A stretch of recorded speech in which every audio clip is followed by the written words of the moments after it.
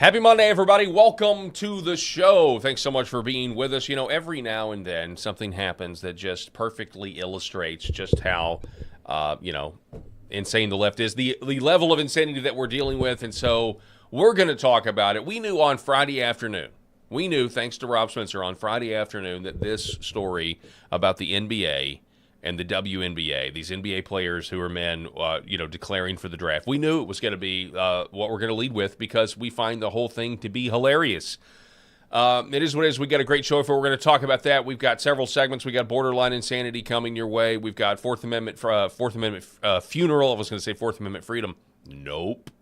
We got flock cameras that identified the wrong car, and cops, pulled everybody over with guns drawn. So how long is it going to be before somebody gets killed with these things? I think that's now the question of the day, like how long until flock camera messes up and actually kills? And now, one of the things we haven't talked about with that, Rob, is what happens when AI can go in and edit the footage and edit the archive footage and frame people for, whatever they want to do. The whole thing is nuts. So we're going to talk about that, much, much more. Also, we've got John Thune, who is essentially, let him loose for recess. We knew he would do it. But he's still going to hold the pro forma sessions, which means Trump can't get his recess appointments. It's insane. It's just literally insane. The Paul Harrell program starts right now.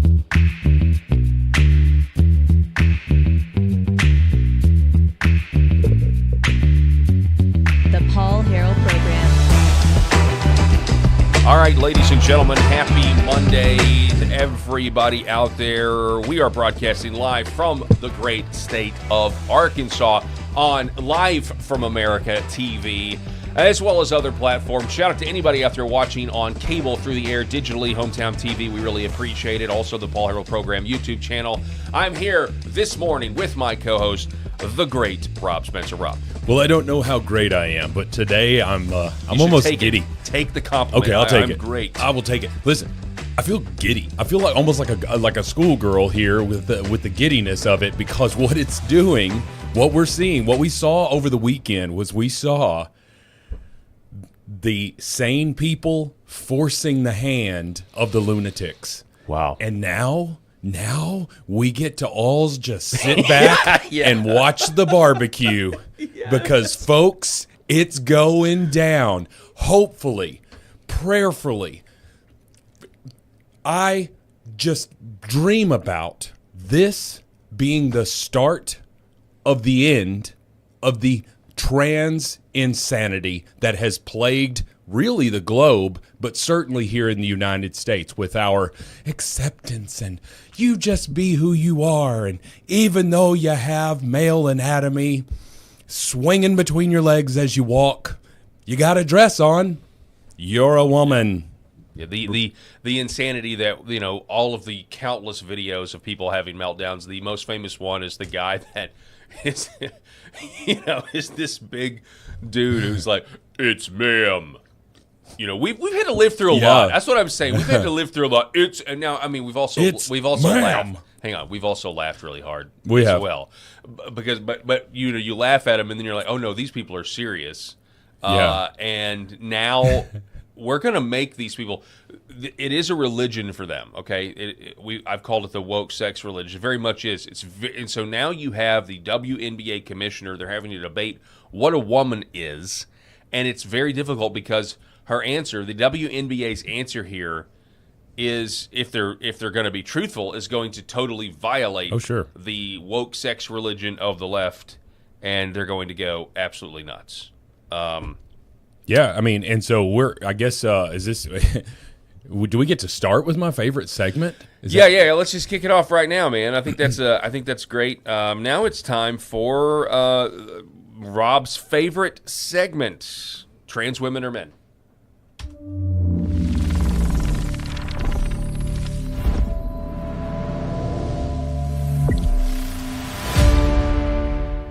Yeah, so for this edition of Trans Women Are Men, we go to the title screen, which is, we've got two former NBA players, okay, a guy by the name of Royce White and Enes Kanter, that have declared themselves eligible for the WNBA draft because they now identify as women. Yeah, women. Here is Enos Kanter. This was the first one that decided to make the leap. Yes. Former first-round NBA draft pick. After careful consideration and reviewing the current eligibility guidelines, I am officially declaring myself a WNBA prospect. If simply declaring who you are is all that's required, then I meet every single requirement necessary to compete in the WNBA. My team and I have carefully examined the WNBA's eligibility criteria and governing framework surrounding self-identification and inclusion. Based on the current guidelines, I can and am officially declaring my eligibility for the upcoming WNBA draft in May 2027. I am definitely not here to mock, make fun of, or disrespect any community or personal choices. I am simply asking that the current rules be applied equally to everyone. The rules that represent the very values many WNBA players and coaches have publicly advocated for. My team and I are prepared to ensure these guidelines are applied equally, consistently, and without exception. And I look forward to the WNBA honoring its stated principles. See you at training camp. See you at training camp. I'll see you ladies in the locker room. That would have been better. That would have made it so much better. No, I'll See you ladies in the locker room. Hey, everybody, Oh, yeah. it's shower time. Didn't know if you knew it. Oh, anyway, listen, it's so glorious. And here's look, you're not wanting to sit here and make fun of someone's mental illness. Okay? That's not the purpose of this. But I've said it so many times that I'm turning blue in the face every time I even think about it, because I just keep screaming it from the mountaintops. It's the only mental illness that I'm aware of that we fully embrace, that we don't treat, that we celebrate this mental illness. Yay! You have clinical depression. Oh, you're a manic depressive. Yay, you're a bipolar. Oh my gosh, you've got bipolar. Look at that. Wow, you go, you girl. Said no one ever. Yeah. Like, this is not a phrase that comes out there. Yay, you're anorexic. Yay. No, you don't. That's just not said. It's just not said. But trans, oh, you're so brave. You're a hero. Oh my gosh, you're now popular. We want to celebrate you. And if you are Caitlyn Jenner, who is actually a Republican, but let's just be honest, Caitlyn Jenner, I'm not going to be disrespectful and call him Bruce, but Caitlyn Jenner got ESPN Woman of the Year. Dave Chappelle famously made fun of that. He's like, dude's been a woman for a year. He's better than all you bitches, is what he said. Oh, excuse my language. I don't think you can quote Dave Chappelle without saying what he said. But anywho, this is what we saw over the weekend. We just saw the countless memes, the countless, AI reproduction videos. Too small. And checking into the game. Wow, she's got some size. Too small. Weak stuff out here. Get that weak stuff out of here. What? I'm just naturally gifted. Nothing unusual there. Play on. Too small. Gun. Dang, you got it down box. Checking into the game. Wow, she's got some size. Just give him the ball, baby. This is on. It is on. Oh my gosh, too small. Lord have mercy.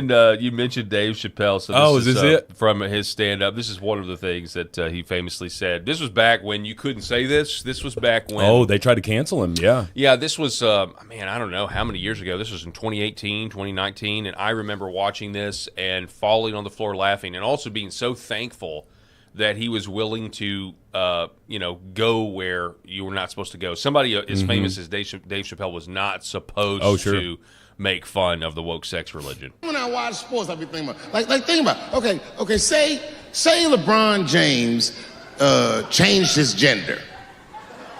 You know what I mean? Okay, can he stay in the NBA, or because he's a woman, does he have to go to the WNBA, where he will score 840 points a game? What does it actually mean to be equal? That's a great question. Yep. What does it actually mean to be equal? Guess what? Yeah. Men and women are not equal in a lot of things, in a lot of areas. Really, nobody. I mean, if you really think about it, people are born. I mean, yes, we're born different, male and female, but then people are born with different genetics and different gifts and different IQs, and it is a genetic lottery from our point of view. But from God's point of view, He knows exactly what He's doing. Yeah, and we've seen they call it a disparity, or what is it? Discrepancy. Discrepancy. Yeah, discrepancy in the pay from professional men's athletics versus professional women's athletics. And, with a few just exceptions, such as Serena Williams when she was at her height. I mean, Serena Williams was making bank. She was really rolling it in because she was the most popular tennis star really in either gender there for a while. And Serena Williams just had this. She was very, commercial, and she was always getting these endorsements and all of this stuff. And she deserved it because she was good. She was totally dominating her opponents in her prime, and she had the biggest name. So guess what? She was getting the most money. And I haven't pulled those exact figures. But it was the ridiculousness also that the WNBA, during this recent collective bargaining agreement, they were trying to get the same amount of money that the NBA players get. Here's the thing. The WNBA has operated at a loss since its inception. Actually, okay, so put a pin in that. All right. And then listen to the rest of this because I think it goes very well with the point you're making. Okay. Oh, hang on. I mean, like women are actually equal to men, then there would be no WNBA, would there? You would just be good enough to play in the NBA with us. Or, here's another idea. I really wish you would play it. I can't play it because we do have the FCC on the cable. But what he basically says is, or you'd be good enough to play with us. Or, here's another idea, you could shut up. And shut the F up. Yeah, How about that? We'll go with that one. Shut the F up. Okay, but yeah, exactly. Dave Chappelle hits it home out of the park every time. But essentially, exactly what I was trying to say here is that if you look at the size of NBA arenas versus the size of WNBA arenas, with the exception of when Caitlin Clark comes to town, folks, the only reason the WNBA, the collective bargaining agreement, recently went as well as it did is because it was right after Caitlin Clark's rookie season, and when the Indiana Fever were coming to town, the home team that normally would play in an 8,000 seat arena would move across town to a 20,000 seat arena just because they didn't want to lose that ticket revenue. Everyone was coming to see, no matter where they were coming to see Caitlin Clark. Why? The same reason I was saying with Serena Williams. Caitlin Clark was becoming this huge phenomenon because she was shooting it from just inside the half-court line, and she was, making this huge impression in college. She signed this lucrative Nike deal right out of college, right before she gets drafted. She's making $5 million a year with her Nike deal versus her first-year salary was something like $75,000 in the WNBA.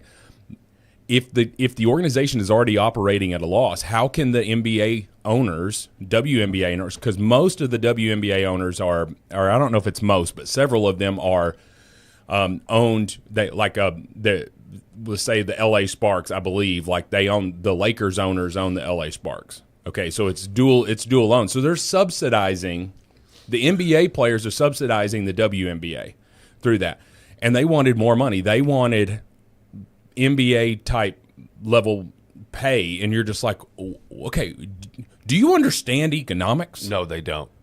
Neither do actors. As my daddy used to say, money don't grow on trees, son. Okay, that's essentially where they're missing. They missed that Econ 101, and to the owner's credit, they gave in and they took the league minimum from $75,000 or whatever it was up to $250,000, I think.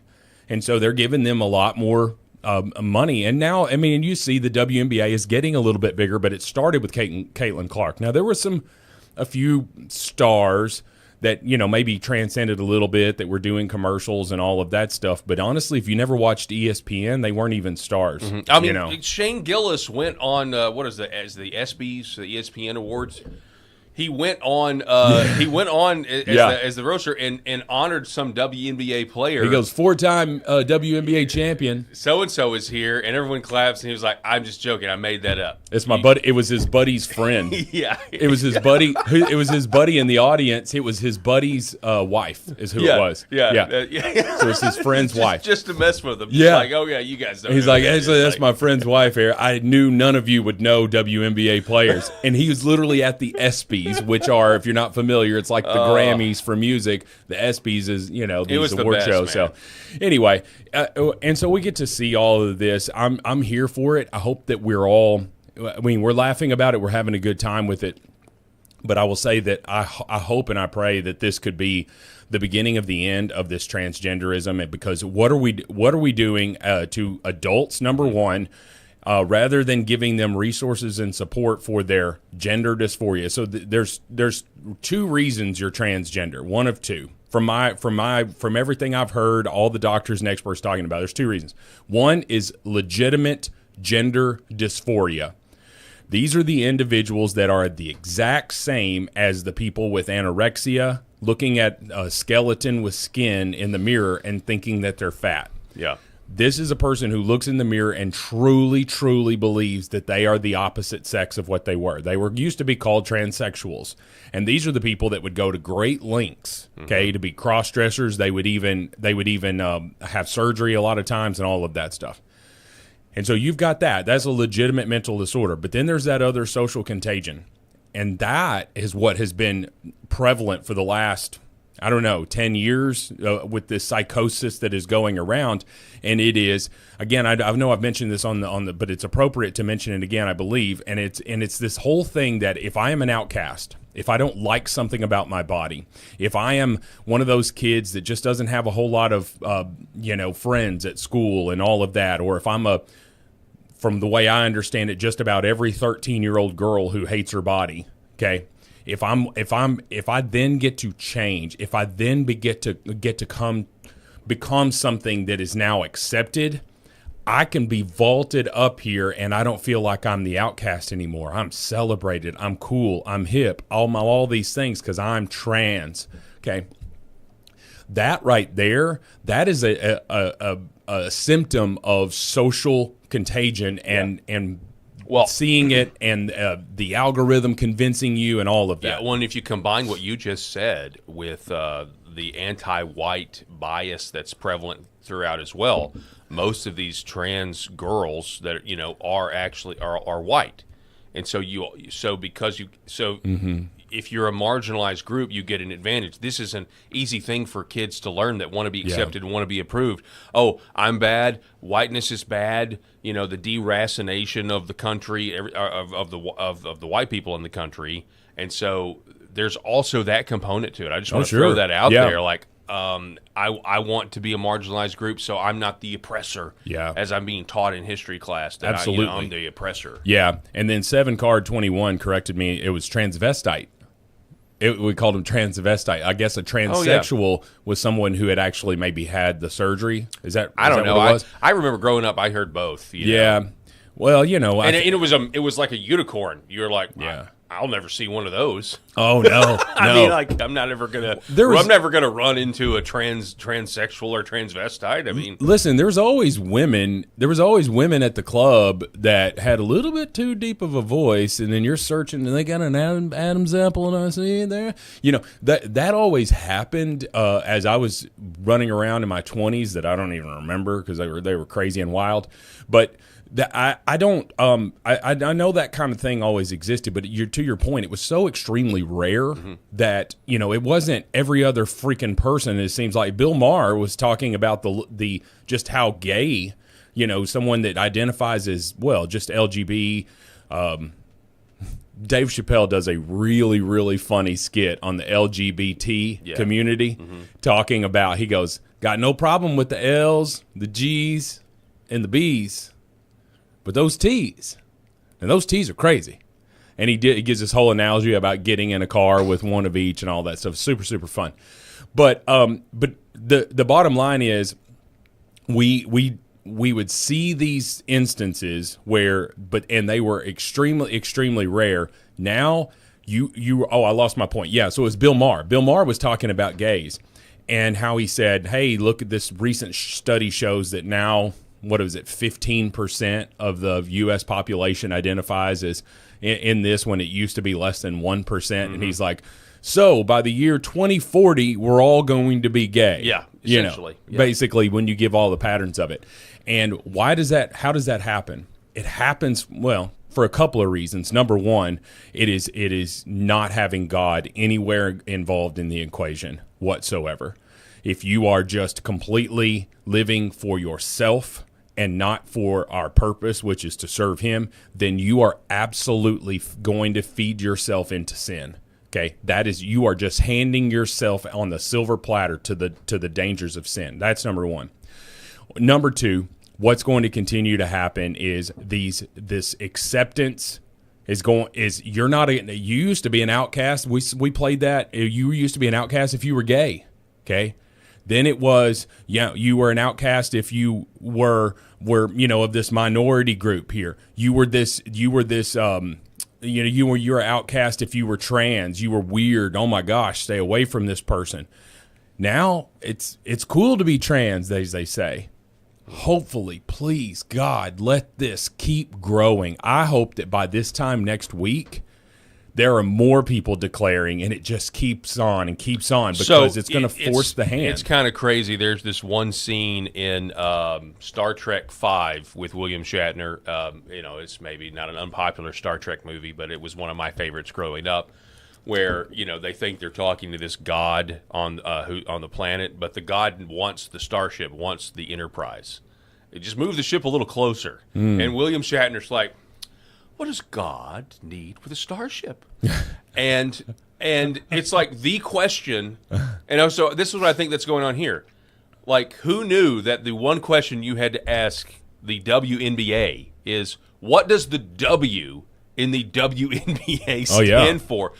And it's like, does not compute, what do we do? And that's why you have this article here from the New York Post, headline WNBA Task Force to discuss growing drama around transgender athletes. So now the commissioner has called for a task force to come together to figure out what a woman is. We need a committee to discuss what a woman is. Unbelievable. Matt Walsh posted that and said, hey, I know a movie they can watch for research. Well, that got me thinking. I was like, man, I wonder if he tried to get into the W. I mean, you would have thought that would have been somewhere on a storyboard, somewhere like options, like interview the WNBA. Yeah. Well, what it's going to do, and I know we're going to continue to hit on this, is it's going to force the WNBA's hands here because now they're going to have a policy. They're going to have something because the only policy that says is that you have to be a woman. But we haven't defined that. Yep. Does trans woman. So if they say, yes, trans athletes can be in the WNBA. And let's talk about this. There's actually a legitimate, I think you have a clip pulled to this of the French. You may not have this, but there is a French transgender basketball player, and he is killing it in the ladies' league there in France. Are you serious? Oh yeah, putting up 20 a night, and dude looks like he's on steroids. Okay, and I hope that was the real video because with AI you don't actually know, but. So he's a legitimate person, and I would imagine that the WNBA players make more money than they're making over in France. And so what do they do? They're going to want to come over to the WNBA. Yeah, here it is. Look at this crap. I don't know if you've got this up on the screen. Oh my goodness, yeah, it's up there now. You've got to be kidding me. This is real. Tick, tick, boom. Who bringing the noise? Go, baby.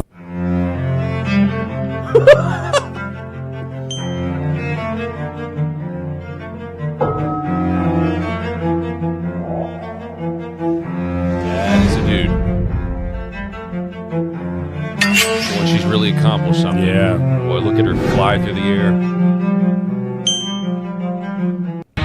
Quit saying her, Paul. What? Quit saying her. Sorry. She's really flying through the air. Sorry. Look at her. No. I apologize. Yeah, look at that. Just I succumb to us losing the language battle. Now, I have seen women that are ripped, but the people like that are ripped on the right. Is that real? You think that's the real photo? I think so. That because, may be AI, but I don't know. Regardless, the video speaks for itself. Because regardless, a woman can look like that, but it is almost always exclusively through the use of steroids. Right. Which is human growth hormone and most likely testosterone. Mm-hmm. So they're pumping themselves more of a chemical that is more prominent in men, and that's how they're able to do this. Well, anyway, this dude is dropping 20 a night over here, and so what are we going to see? We're going to see the WNBA's hand be forced here in one way or the other. They're either going to have to come out and say, trans athletes are not allowed, and then they're going to piss off all the lefties. Which is, there's a lot of lefties that like the WNBA because let's just be honest, because there's so many lesbian players in the WNBA. Then the alternative is to allow trans athletes, and they're going to find a way around the NBA players. They're going to say, since they were already in a professional league, like there's a they're going to come up with some kind of rule there. But with this guy, There's no reason that he wouldn't be able to be in the league as a legitimate transgender. He's competing, over here in France. And so if they allow trans athletes, what is that going to do to their rising audience right now? The audience that the WNBA is getting compared to where it was just a few years ago, this high that they're riding with Caitlin Clark and Sophie Cunningham. The Indiana Fever are the darlings of the league, which is why, Sophie Cunningham got that hard technical foul over the weekend, and that player got ejected. Look at the muscle definition on Look at that. All right, folks, tell us in the chats. Tell us in the chat. Does that look like a woman? Yeah. I've seen some very muscular women. But there's a difference in looking muscular as a woman and you're a dude with long hair playing in a women's league. Here is Royce White. He's the second NBA player that has declared here. And he's doing fantastic. I love the wig. Royce White actually he ran for Senate. Was it in Michigan he ran for Senate? Is that right? Or I can't remember. You have to forgive me. But he's been making the rounds ever since he declared for the NBA or the WNBA. It reminds me of the old Austin Powers there. That's a man, baby. Here he is. Right now I'm just having a blast in my feminine era. I never thought that I was a woman. I've always trusted the science, and I thought I was a man my entire life. But after further review, strong look at my personal preferences, it would appear that I am indeed sometimes identifying as a transgender woman, and I think it's only fair I get a chance to play with some of my queens here in the twilight of my career, my athletic prime. Well, and so exactly what you're saying, Royce, is just sort of this news guy trying to take this serious. Pulls the curtain back on the lack of clarity in the WNBA's policies under Article 8 of their 2026 collective bargaining agreement. It's simply. Yeah. I love how the news anchor just can't be like, this is great, this is fantastic. He's gonna be like, what I hear you saying, Royce. Yeah, he's trying to draw some absurdity, and of course, Royce. I hope he didn't take the bait there because Royce is. He's playing it straight right now, which is so funny. Playing it straight. I use that term loosely. Yeah, that's funny. Here he is. Here's more from Listen, Royce. Honestly, if he would have come out as a transgender lesbian woman. That would have been incredible because he's like, well, I'm now a woman, but I still prefer women. Mm-hmm. Yeah, I love women. Is of basketball professional. Earlier this week I made the announcement. I'm transgender. I'm a woman. I identify as sometimes identifying as a woman. I identify as sometimes identifying as a woman. Thank you, Royce White. I'm a woman. I identify as sometimes identifying as a woman. For purposes of basketball, professional basketball. So I'll be declaring for the WNBA draft in 2027 as well. I think I'd be unstoppable. But I'm a team first guy. You know, I'm a pass first kind of player. I do the little things. You know, I led my team in all 5 major stat categories at Iowa State University. So I do a little bit of everything. I'll do whatever the coach needs me to do. I'll do whatever the girls need me to do. I think the WNBA could come out and make a definitive statement about guys with a pair of balls playing in the Women's Association. But you know, hey, that'd be probably too much like right. So. And I don't want to be discriminated against. No, I want fair treatment. I'm a black, I'm a young black, hopefully United States senator that would like a fair chance to participate as a sometimes identifying as a transgender woman athlete. All right, so now I've got it. So he is. So he's running again. 1 second. What state? Yeah, I think it's Michigan. Yeah, I love it. I love it. I love it that he's trying to play it straight, because you know what they're going to do is they're going to say, "Oh, this is a farce," and what does he get? Minnesota. I knew it started with an M. So what does he get to say if the WNBA comes out and says this is a farce, this is not real, we will only look at legitimate cases here?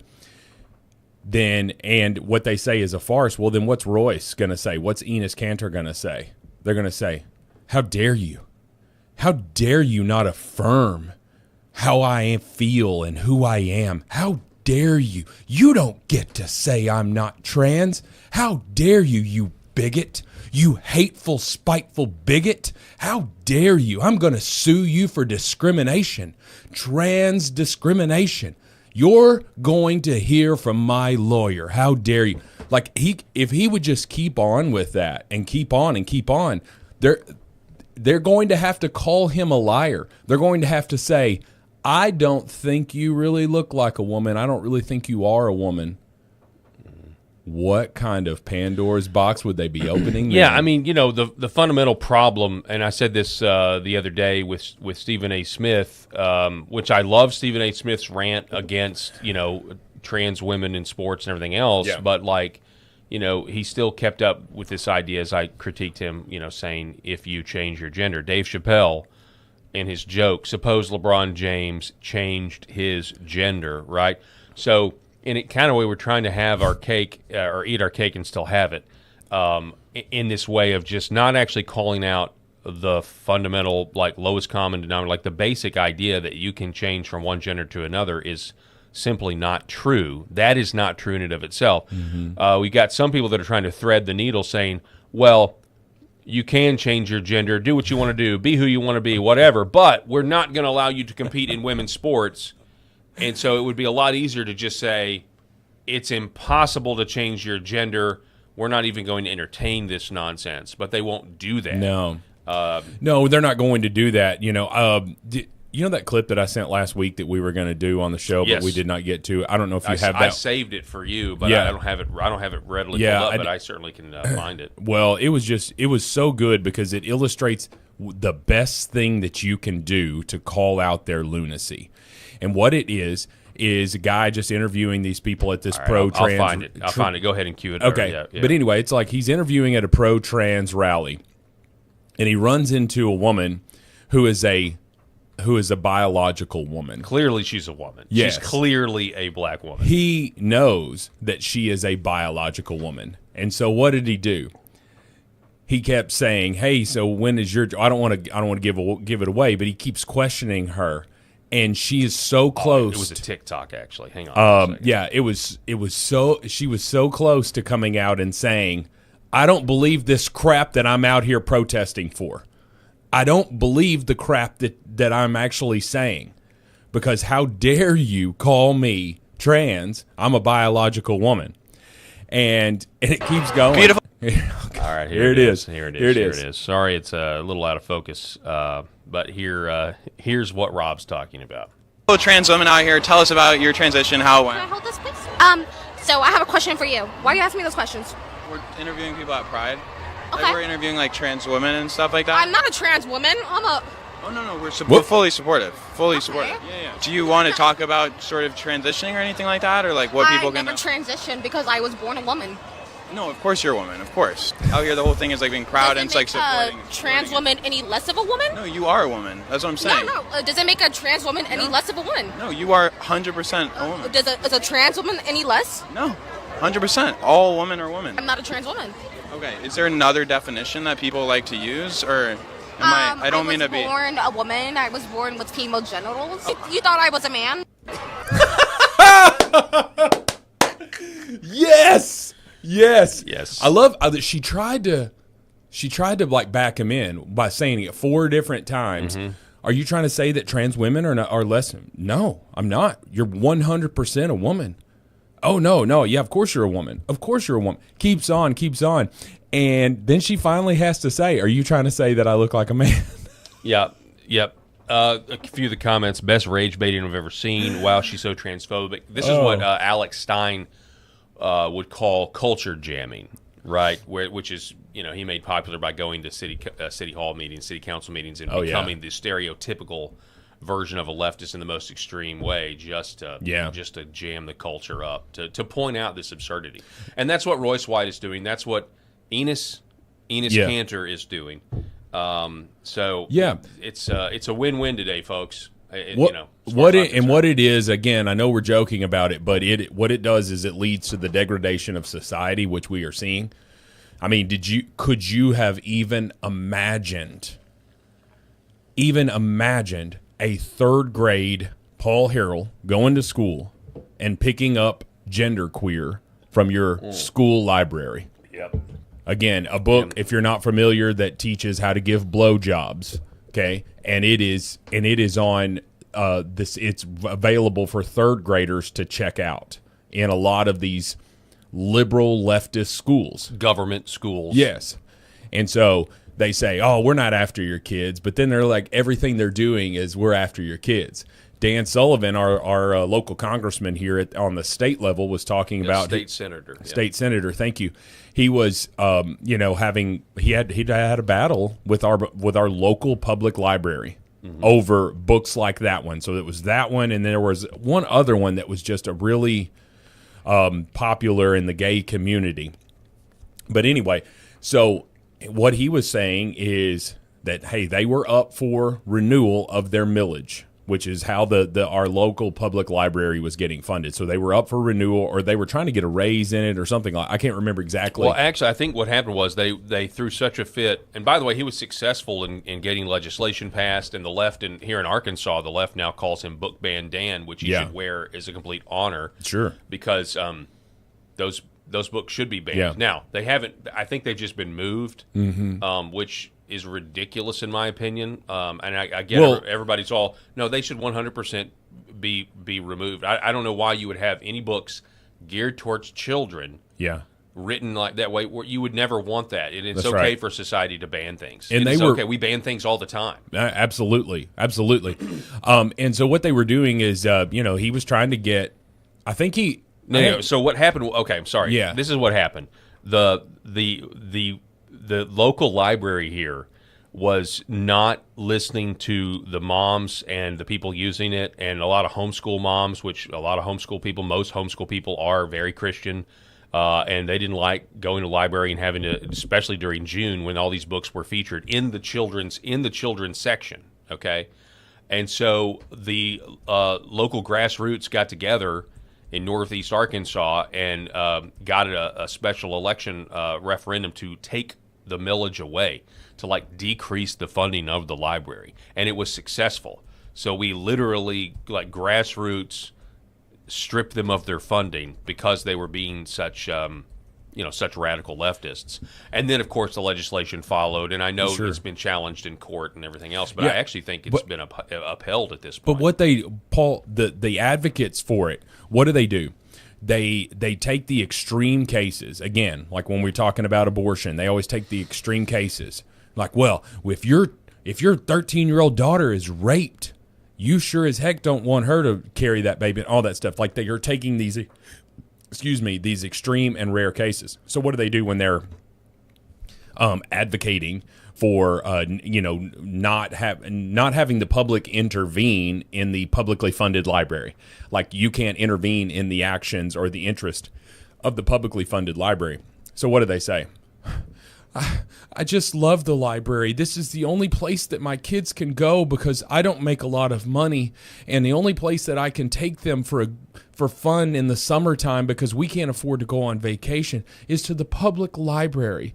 And to hear that politicians are deciding what kids can read, that is so disheartening to me. That's what they say, this ridiculousness. No, we don't want third graders to read about blowjobs. I don't want any, whether it's straight or gay. I don't want any sexual content available to children, right? The only time you should start exploring sexual content would maybe be how they scared the hell out of us in health class in junior high or something, talking about venereal and STD diseases, that were like, and I remember thinking, I'll never want to have sex ever. I don't want genital herpes. You start thinking about these things, from a young age. But that stuff doesn't need to be taught to kindergartners. Of course not. They have no concept of sex. I'll never forget my junior high health class where they're going over the slideshow and they're showing you all of the STDs that you can get and how disgusting it is or whatever.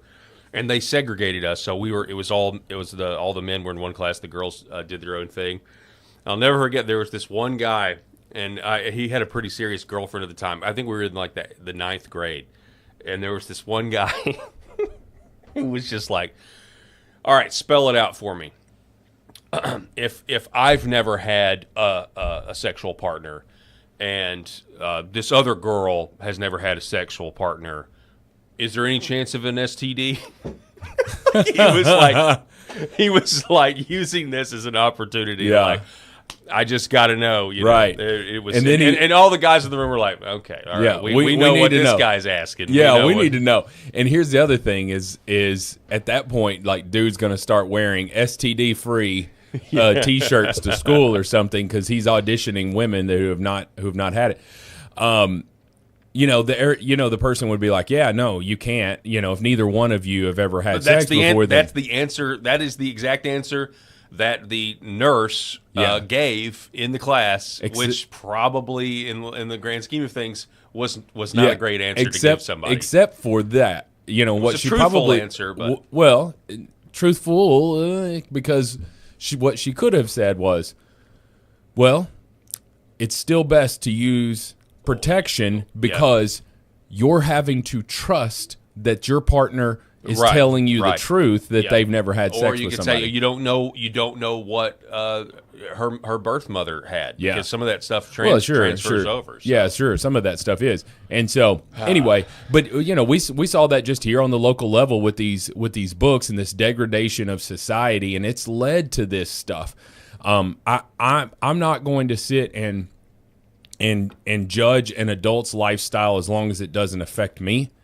Now, I do have some fears and concerns on a societal level if this is an influential person, but if this is just a dude who likes to wear dresses and the only time that he gets out of his house, he goes to the grocery store and he wears a dress and all that stuff, I mean, my kids might ask some questions, but listen, this is a real world. You're going to see some stuff. Like, I'm not going to try to shield you all and all of that. However, I'm not letting that guy babysit. Exactly. That's just my opinion. Or be a teacher. Yeah, well, that's what I was just saying. A position of influence? No. Real quick, we're going to put a bow on this 45-minute segment. Oh, my gosh. But Sports Illustrated edits Sophie Cunningham karma headline. This is just to illustrate what we already know, that the WNBA, they're now going to debate what a woman is. And the WNBA is chocked full of leftists, and the people that write about the WNBA are also leftists. This is nothing new, but go ahead. Quick reminder, Sophie Cunningham was interviewed back in February by a magazine, and she came out and said that she does not believe biological men should be playing in the WNBA. She's been asked about that after that interview came out, which was a couple weeks ago. She's been asked about it constantly, and they're trying to back her into her corner, and she's like, look, I've said what I've said on this. I'm not going to change my answer. I don't believe biological males should be competing in the NBA. Well, you got all these lefties who cannot stand her. They hate her because her shoe on Adidas sold out in 2 hours. They released the Sophie Cunningham shoe like a couple of days after And she's being brutalized in every game. Yes, Just like and singled out because she's white. She got really popular last year because she was Caitlin Clark's enforcer. She was like, anytime somebody went after Caitlin Clark, Sophie Cunningham retaliated because, Caitlin Clark would be down on the ground. These girls were beating her around and all of that stuff. Plus, for all intents and purposes, I believe she's a straight white girl who, and that's an anomaly. They hate that in the NBA. So she was fouled very, very hard. I don't remember exactly when this game was, but I think it was over the weekend. She was fouled very hard. And that's going to happen. There's going to be hard, flagrant fouls in the WNBA and the NBA and just in sports. But what happened after that really raised a ruckus was that the girl, whose name was Dijon, something like that, immediately she gets kicked out of the game for a flagrant 2. She goes to the locker room and tweets, "White privilege." Okay. The most ironic thing in the world, because it had nothing to do with the fact that a black girl was ejected. It had everything to do with it was a flagrant foul. But she calls it white privilege while she's sitting there in a blonde wig.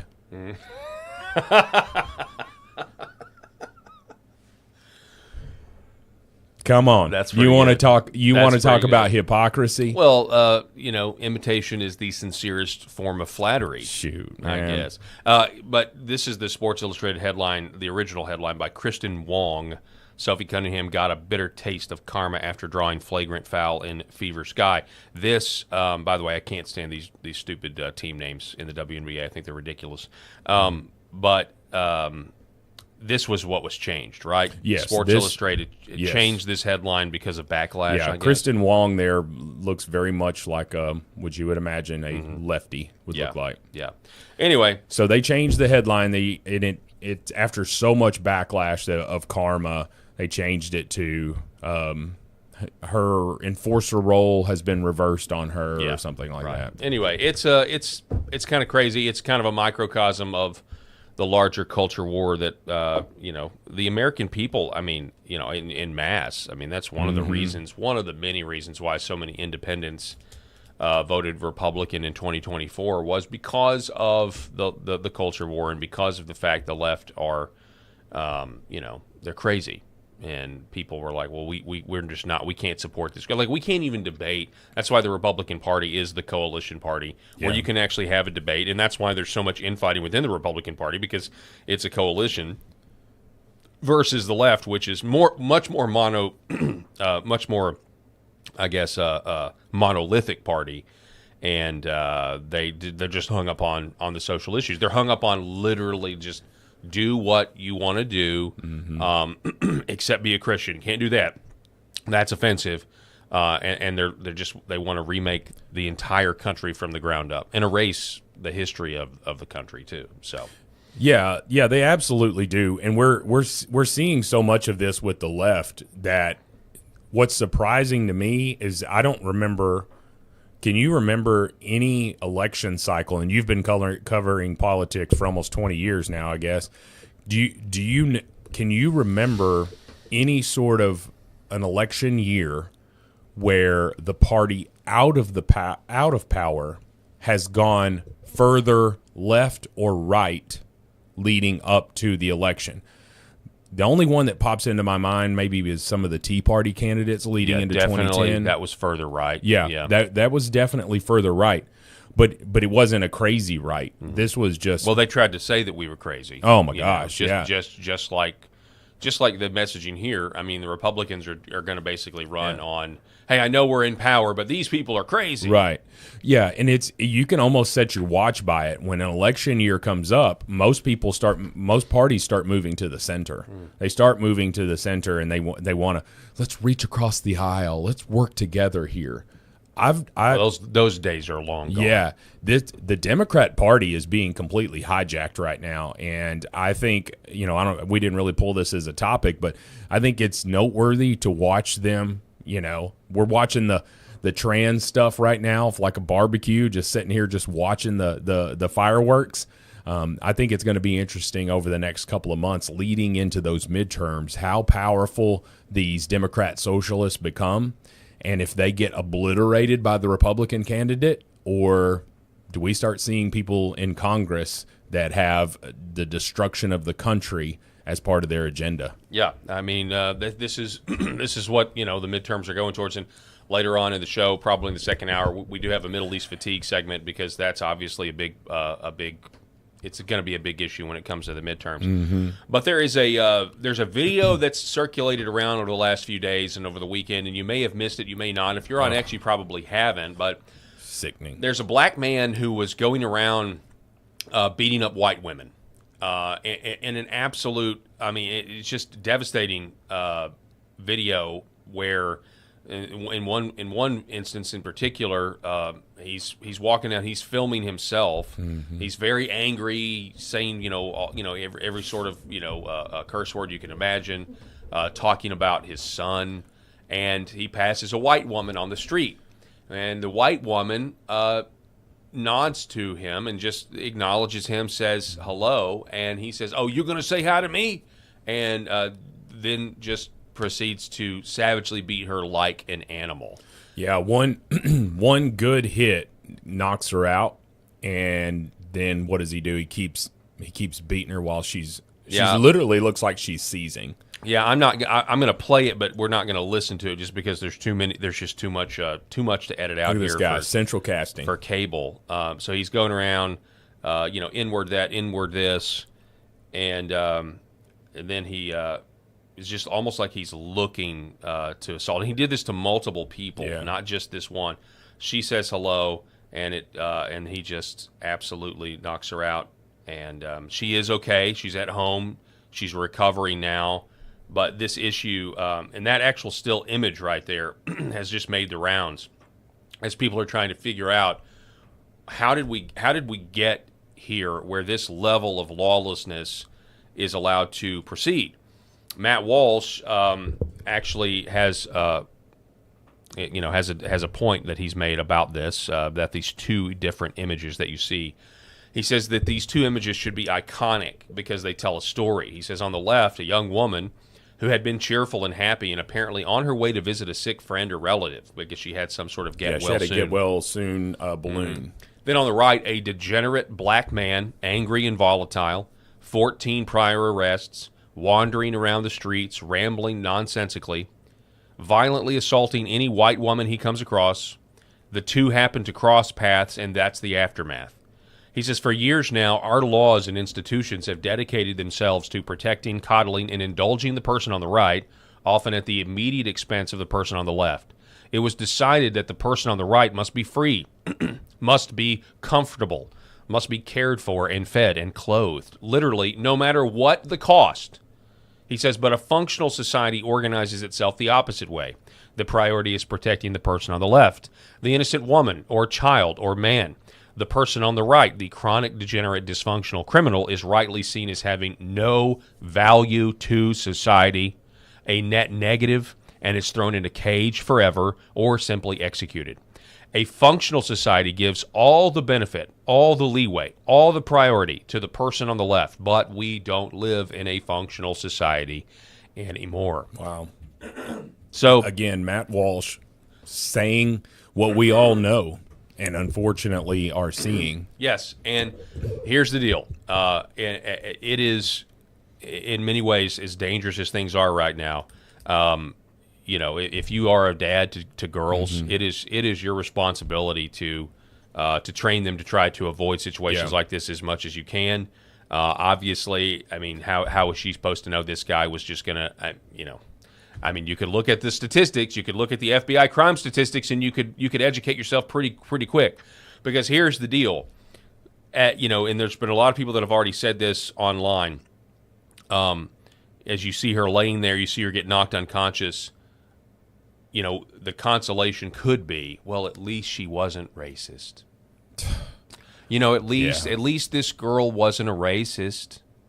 Yeah. And that doesn't matter when we're talking about, literally life and death here, because that blow could have easily killed her. Oh, sure. And look how little she is. And so this is the state we're in. So act accordingly, plan accordingly, and the lawlessness of this country just continues, and it's going to continue until we get serious. Exactly what Matt Walsh said. Mm-hmm.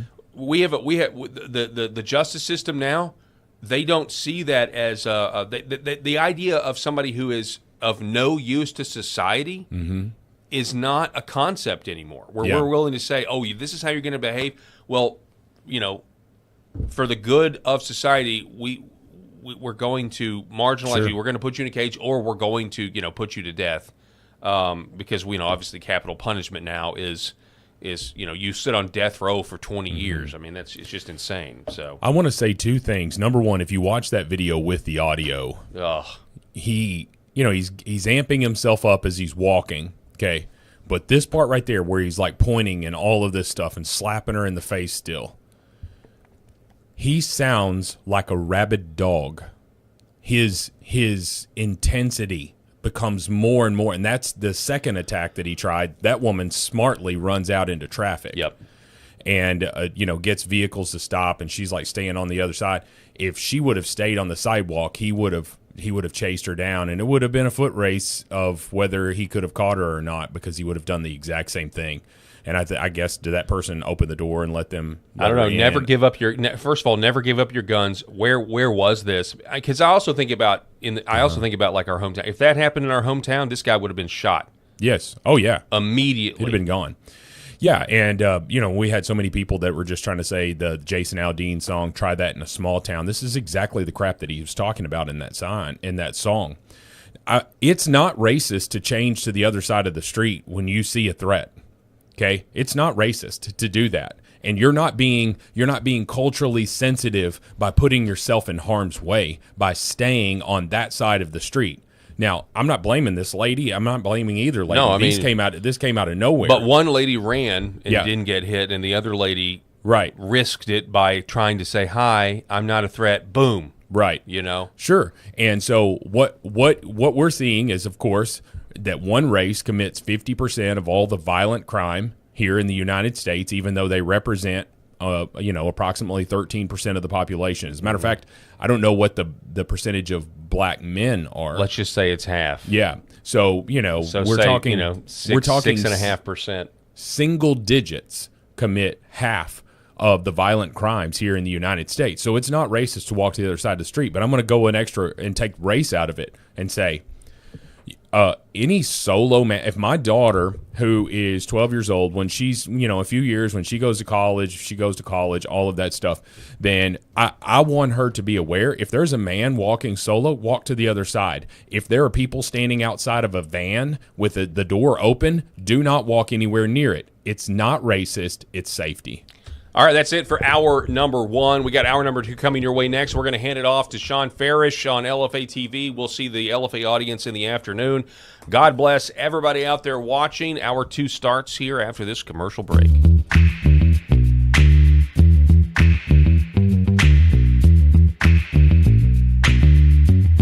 The Paul Harrell Program.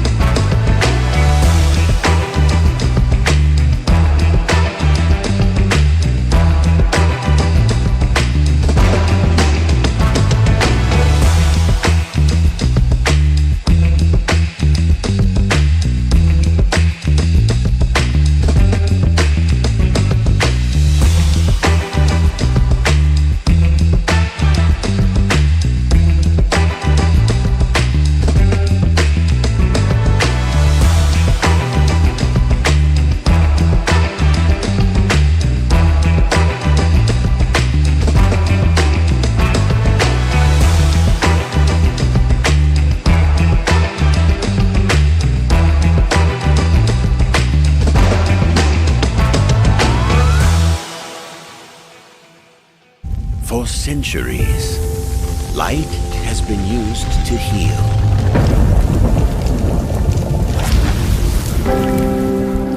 Awaken the body with Red 5. Why is Red Vibe different? What sets it apart? What sets us apart from the standard red light panels? This is a medical grade device, and what that means is the red light bulbs and the near-infrared bulbs have very specific wavelengths. If you think about the wavelength as the medicine, the 635, the 670, the 810, the 850, those were specifically chosen because those are the most powerful effectors of the cells. So those specific wavelengths, when they get into our body, when they affect our tissue, they spike energy production, they help with nerve pain control, they increase stem cell counts. There's very specific mechanisms that those specific wavelengths work at, and that's the medicine. So if you think of, say, medicine as an Advil or a specific steroid or a blood pressure medication, the wavelength is the medication. The other part of that, whenever you take a medication, is dose. Right? So you have the medication. So if you take 1 milligram of Advil, and the average dose of an Advil is 200 milligrams to 800 milligrams, it's not going to work. That doesn't mean the medicine's bad. It just means you didn't take enough. Right? And so even if you have the right wavelengths, first you have to have the right medicine, and then you have to have the right dose. And to have the right dose, you have, in light therapy, you have to have enough energy. So you have to have a powerful bulb. The LED bulbs, or light-emitting diodes, have a specific wavelength, and that wavelength is the medicine. And the wavelengths that have been studied and published on that are the most powerful in affecting healing and the changes that we want to see with our bodies and our health are the 635 wavelength, the 670, 810 nanometer wavelength, and 850 nanometer wavelength. Those are all going to affect the mitochondria, the cytochrome C oxidase, and affect those powerful long-term changes and affect that downstream pathways. And that's what you get with Red Vibe devices. The highest efficacy, the best wavelengths, concentrated to help your health. MyPillow's second annual mega sale is finally here. Get our patented premium MyPillows that adjust to your exact individual needs to give you the best sleep of your life. When I got MyPillow, I'm asleep almost immediately. I stay asleep at night and I wake up more well-rested in the morning. Now for the lowest price ever. Kings, $19.98, Queens, only $18.98.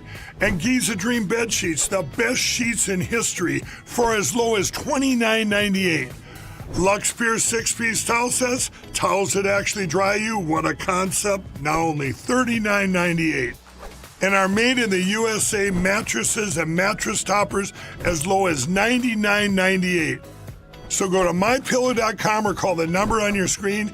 Use your promo code to take advantage of our second annual mega sale. But that's not all. Order right now and we'll ship your order absolutely free. This is our family dog, Bubba. He is a Shorty Jack Russell, and he brings a lot of love and laughter into our home. We just want to thank Pet Club for making healthy food and treats for our animals. Bubba has been on Pet Club food for a little over a year now. He really likes the Sequoia dry food, and then I put a scoop of the Sequoia wet dog food in there with some hot water and stir it up, and he absolutely loves it. And he likes the mush puppies, but his ultimate favorite is the antlers. Those keep him busy for a really long time, and he really likes them. It makes us feel really good that the food and treats that we give him have healthy ingredients in them because we want him to be around for a really long time.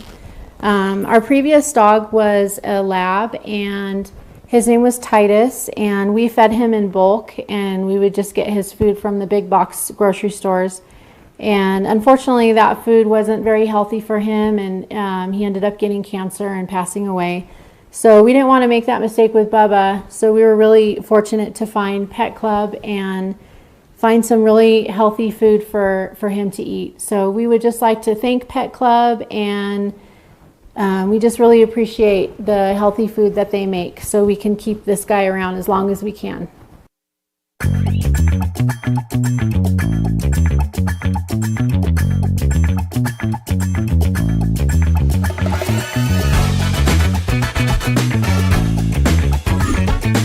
The Paul Harrell Program. All right, ladies and gentlemen, welcome. Happy Monday morning to everybody out there watching the show or listening to the show. Sorry about this. Let me find wherever that feed is. That's so weird that they sometimes switch on me. Broadcasting live from the state of Arkansas. This is hour number 2. We've got a lot of news to get through this segment. Hopefully we'll be able to. Real quick, I want to address many of you who've been watching the show for a while. You're probably wondering, where's Eric? Where's Eric? Where's Eric? because a lot of the time it's me, Rob, and Eric. Well, Eric is still, he's still going to be on the show. He's just got he's tied up with work. Last week his daughter had a surgery. It went well, so he had to miss, and then he had work, and now he's going to try to make the Thursday, Friday show this week, but next week he should be good to go. Yeah, he's been traveling a lot with work. Yeah, traveling a lot with work, but Rob, you're here, and I appreciate it. And I know, and look, all the comments in the chat about you guys, how much you guys enjoy the show, we really do appreciate it. Yeah. Like, that gives us an incredible amount of confidence and energy to keep moving forward, that you guys like what we're doing. So yeah, we're extremely thankful, and we're also thankful to the LFA, channel. It's just a great channel. We love all the different shows, and really thankful to Jeremy Harrell. So if you're watching us in the afternoon, welcome back in our LFA audience. Just so you know, this morning we just kept filming, so it's live for us right now. But we're very thankful that Jeremy allowed us to move to the morning time slot when he had some availability here, because it was just so much better, for my schedule as well. And sometimes it's a little tough to just stand there and or sit there and talk to a camera solo by yourself before. Paul does a phenomenal job when he does that. Jeremy is the master at that, does just an incredible job. But we were talking just a minute ago during the break how much we enjoy doing this show, because there's so much back and forth. Yeah. And we have different perspectives and all of that stuff. And so I'm glad that the show is something that people are tuning into. Me too. Me too. Hopefully we can continue to grow. I want to remind everybody before we go forward that the Paul Harrell program is powered by the Healing Veterans Project. You see the QR code on your screen. Scan that QR code to make a donation to the Healing Veterans Project. We have a long list of veterans that have been prescribed red light therapy, red light panels, but they're not able to get them because they can't afford them. They're expensive. The VA won't cover them. The VA will give Vicodin, opioids, and that sort of thing, but not red light therapy, even after it's prescribed by a doctor. That is as simple as we can make it. That is the only mission of Healing Veterans Project. So if you go to healingveteransproject.us, you can read more about it. But if you want to make a donation, scan that QR code on your screen. Or if you're a business owner, and this is where we really can help the most veterans. If you're a business owner, or you know of a business owner, give them our contact information. Paul at healingveterans.us. That's Paul at healingveteransproject.us. Paul at healingveteransproject.us. Email me. Let's set something up. Let's talk about how we can get your customers to donate $1, $5 to Healing Veterans Project. This is going to help the maximum amount of veterans get this red light therapy that's been prescribed by a doctor, and they can cure things. And this is me talking because I own a red light panel myself, and I know what it does. It's real technology. It's called photobiomodulation. You can look it up.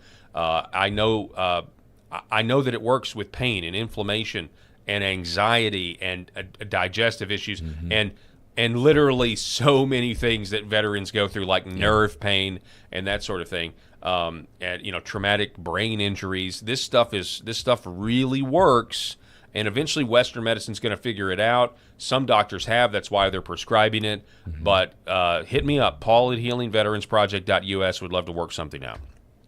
Okay, so let's get back to it, shall we? Let's get to our next segment of the day, a segment we affectionately call Middle East Fatigue. It's time for Middle East Fatigue.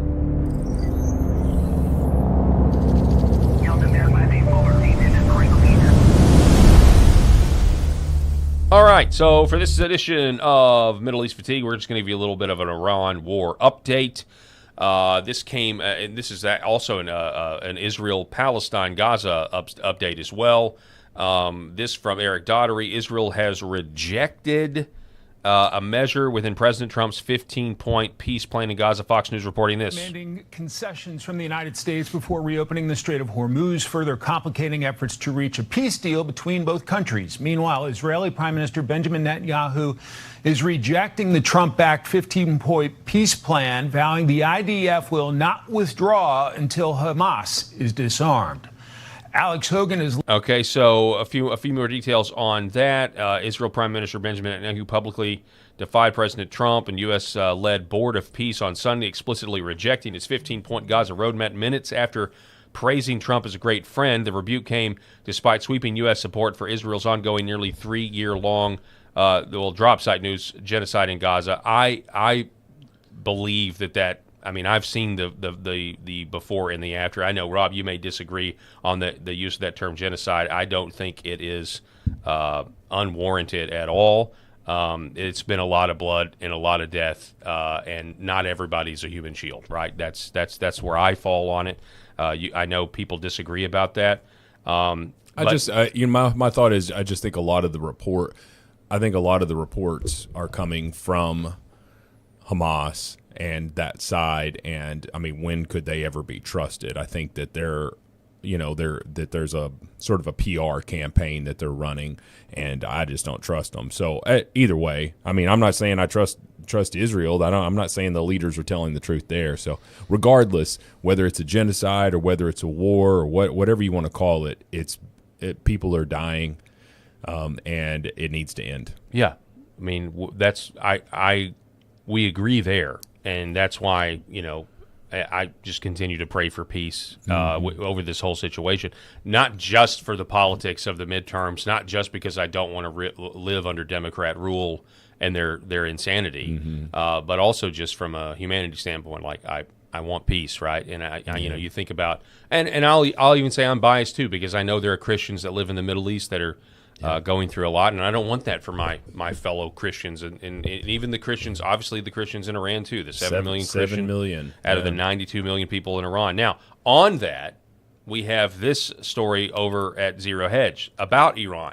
So Tehran is now doubling down on the Strait of Hormuz demands as hardline IRGC commander promoted to national security chief, as President Trump said Sunday that the U.S. is now low-key with Iran and only semi-negotiating following a top Iranian security official having laid out multiple stringent conditions for the opening of the Strait of Hormuz. Oil is edging higher on Monday. Quote, we are only semi-negotiating with them. We are just watching Iran with its huge inflation and the fact that they have no money, Trump told Axios. Reporter Barak Ravid, in comments we analyzed earlier, signaling his return to an economic warfare focus. President Trump has fewer and fewer options and is being squeezed with any opportunity to declare victory and make swift exit more elusive than ever, given Washington would have to make huge compromises, including lifting sanctions and paying war compensation to Iran, or to Tehran. And so things are depending on who you believe or listen to, you've got legacy media like the Wall Street Journal saying, hey, look, you've had these reports that our stockpiles are low, our munitions are low. You've had these reports that, that we want to get out of this. We want to end this. And there is politics involved here. How do you get out of this and claim a victory if all you're going to get potentially looks like the Strait of Hormuz is going to be reopened? I mean, that's now the main sticking point is Iran's like, okay, we'll open the strait, but you're going to have to pay us a lot of money. And then what do you got? I mean, because we're now moving away from, Iran can never have a nuclear weapon. If that's the only piece on the board, get the strait back open, go home. I know we've bombed them, and I know we did the Fordo thing and that sort of thing. This whole thing is exhausting, which is why the segment is called Middle East Fatigue. And to your point earlier, it's very difficult to figure out who to believe because I don't trust the media to tell me the truth about domestic issues. And why would we trust them to tell us about what's happening thousands and thousands of miles away when in the fog of war, the first thing that sacrifices the truth? We all know that. That's true of any conflict, any war. I'm a big fan of Trey Yingst over there at Fox News. I think he does an incredible job. He actually is fluent in 5 languages, and I've seen videos of him giving for different news outlets. He'll give the exact same reporting in different in a different language. So it's pretty darn impressive. But to your point, he's not speaking to the opposition. He's speaking to one side. And so his reporting is going to come out, and I don't have any idea of which way he is on. The only indicator is that he's on Fox News, but he's also associated with these other outlets, and so I don't know. What does the LFA chat think about this situation? I mean, and what media are you consuming other than this, other than LFA or Fox News or wherever? I mean, what do you guys actually think about this? Obviously, you guys know my opinion. I was not for this conflict at all. Obviously, of course, I'm not for ground troops. We've had guests on the show, whether it's Ani Cyrus or whether it's Brian Norris, former active duty Army, who told us the topography situation of Iran, the 1,000-foot cliffs. There's no beachhead. There's no supply line. There's no way to actually. So I don't support the war, the conflict, or whatever. But even if I did, we've tried to be like, okay, well, if you were to go for regime change, absent nuclear weapons, which would basically ruin any moral standard that any moral high ground that you have left on the world stage. If you don't do that and you were trying to do ground troops, how do you actually do it? And conventionally, there's very little way to do it. There's not a way to do it. When you talk to these guys, here's the problem with trying to fight a traditional Iraq-Afghanistan war in Iran the way I understand it. You go talk to these guys that served in Iraq and Afghanistan. They would go out, they would do their thing, they would fight, they would patrol, they would come back to a base. At that base, there was a hot meal, there was a hot shower, there was TV, there was things there. There were creature comforts there for the soldiers. From what I am told, there is no way, and I am not, and I may be wrong, and again, forgive me if I'm overstepping my bounds, because I don't know anything about the military, and I certainly didn't have the courage to enlist. But from what I'm told, there's no way to put something like that in Iran because of the supply chain problems. There's no countries that will let us amass our forces outside that are safe, right? Sure. That's the problem. So even if you did go in, your soldiers are basically in wartime conditions the entire time they're there. That's why Brian Norris says the only way to do it would to send your elite units in, as well as your elite, more ready, larger combat units. Yeah. Go in, kill people here, get on the plane and leave, and then do it again and again and again and again. That's the only way to even have a shot at getting them to submit.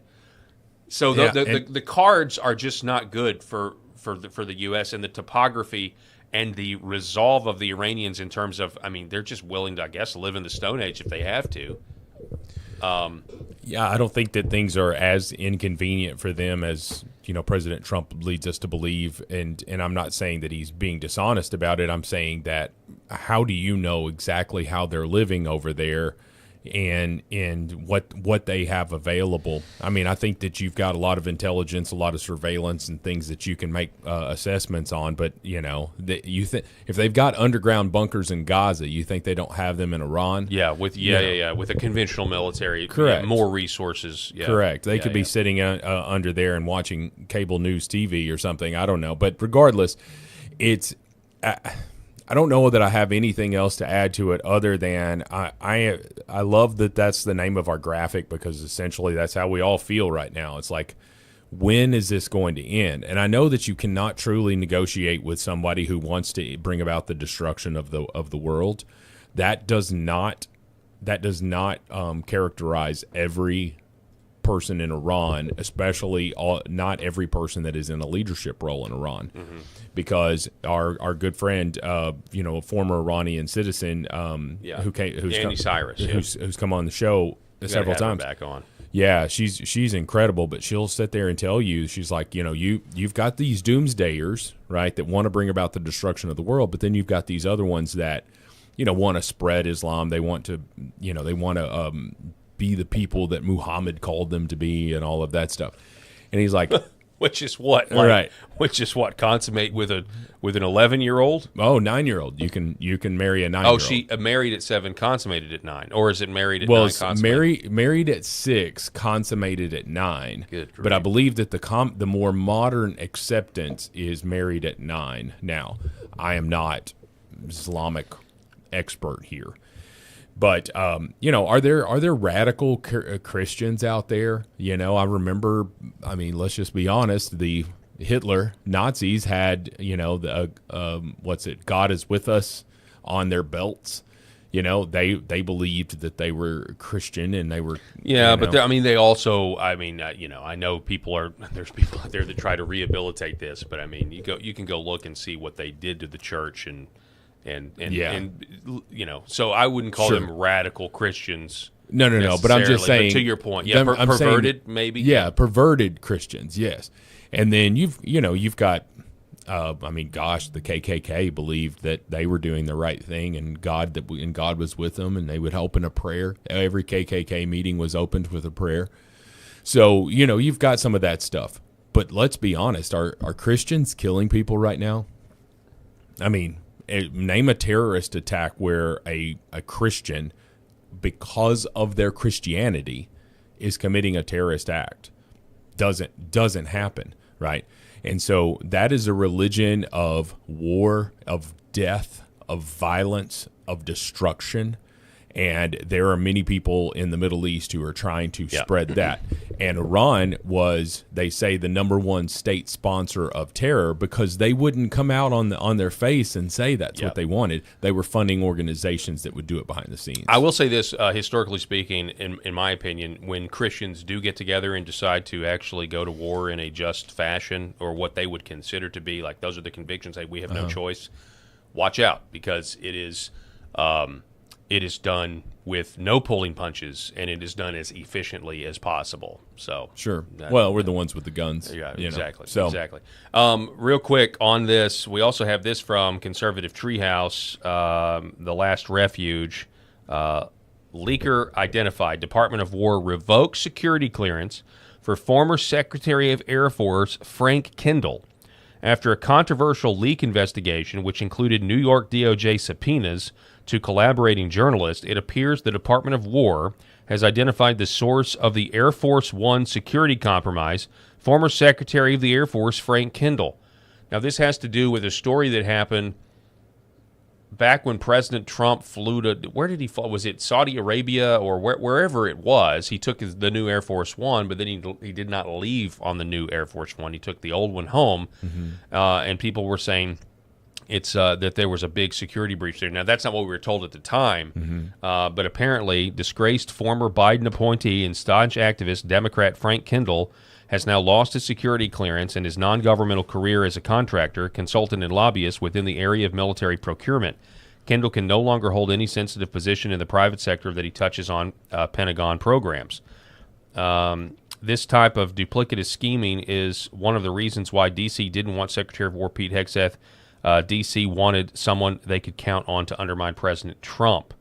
So essentially what the reports are saying is that, it says right here, effective immediately, Department of War has revoked Secretary of Air Force Frank Kendall's eligibility for access to classified information. This action follows his unauthorized disclosure of classified information regarding Air Force One's capabilities to a media outlet. So this guy literally told a media outlet, hey, the new Air Force One isn't as good as the old Air Force One because we haven't had enough time to actually do all of the defensive, offensive capabilities, thereby putting the President of the United States' life at risk. While he's in a foreign country. Complete douchebag. I don't understand how that's not criminal. Disclosing classified information, is that not? It is criminal. I mean, it would have to be. It has to be a criminal thing. So we'll see what happens to this guy. Yeah. I was just sitting there in his smug blue tie. He looks like a douchebag anyway. Yeah. Well, and we automatically want to go to is there something more nefarious going on here? I mean, that's is he doing this intentionally? Is he doing this because he wants President Trump dead, or is he doing this for some other reason? I don't know. Was it just a mistake? Who knows? Even though it doesn't matter if it's a mistake or not. Well, I mean, yeah, it's the commander-in-chief of the military, the most powerful man on the face of the planet. Unless Joe Biden is in office, the most powerful person on the face of the planet is the President of the United States. Yeah. Okay. Other than we could go down the rabbit hole of the deep state that's really running things behind the scenes. But in terms of world leaders and all of that, and he's in the Middle East, where very close by there is a war going on, and this douche comes out and announces this sensitive information. That doesn't happen by accident. Mm-hmm. That happens because that was a concerted effort to release this sensitive information. And what was he saying? In my opinion, and one could argue, I think, that he's sending a signal to the IRG, hey, you might be able to get a shot. Mm-hmm. You might be able to get a shot at this new Air Force One. Take your shot. Yep. Take your shot because it's not as protected as the other one. So if that's the case, make an argument. Tell me, Lefty, tell me why that man shouldn't be in prison. And I don't think that you can. All right, folks, now it's time for our next segment. We now go to Borderline Insanity.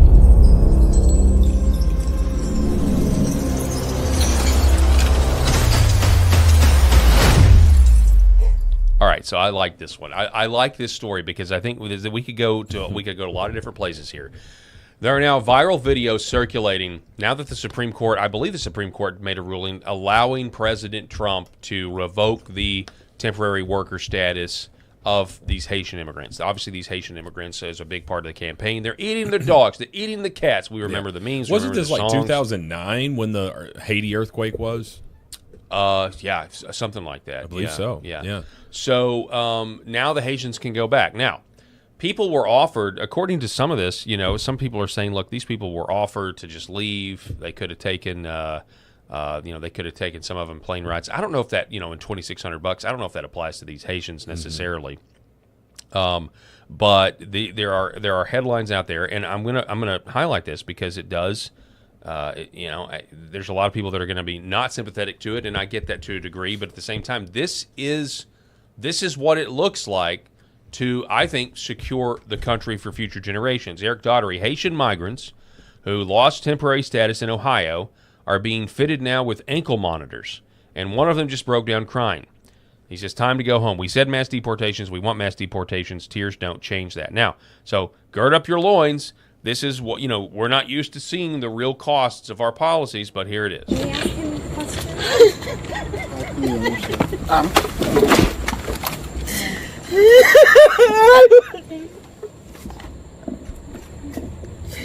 Well, that's a little performative. Yeah. Oh, and by the way, I said gird up your loins, real cost of policies. I'm not being serious. I mean, it is true, but it's not like I'm against what's happening here. Is